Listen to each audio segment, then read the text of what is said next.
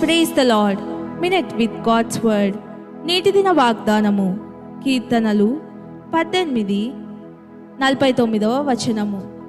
యెహోవా, అన్యజనులలో నేను నిన్ను గణపర్చెదను, నీ నామ కీర్తన గానము చేసెదను. యేసు ప్రభువు సిలువ వేయబడే ముందు రాత్రి మేడగదిలో శిష్యులతో పాటు ఆయన కూడా పస్కా భోజనాన్ని భుజించారు. అక్కడ యేసు ప్రభువు రొట్టె ద్రాక్షారసం వాడినట్లు చూస్తున్నాము. రొట్టె విరగగొట్టబడిన ఆయన శరీరంగాను, ద్రాక్షారసం అనేకుల కొరకు చిందింపబడిన ఆయన రక్తానికి సాదృశ్యంగాను చూపబడింది. రక్తము దేవునికి అనేకులకు మధ్య ఒక నూతన నిబంధనను స్థిరపరిచింది.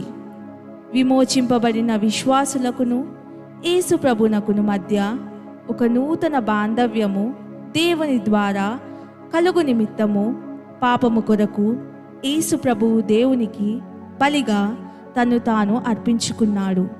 అంతేకాక ఆయన రాబోయే దేవుని రాజ్యం గురించి కూడా సూచింపబడ్డాడు. ఆయన నలుగగొట్టబడిన శరీరంను బట్టి, ఆయన ప్రశస్త రక్తంను బట్టి దేవునికి వందనాలు. ప్రార్థన.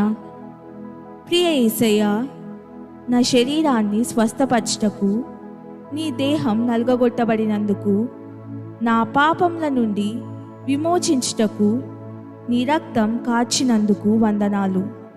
మాకు సమస్తము అనుగ్రహించుటకు నీవు పస్కా గొర్రెపిల్లగా మారినందుకు వందనాలు.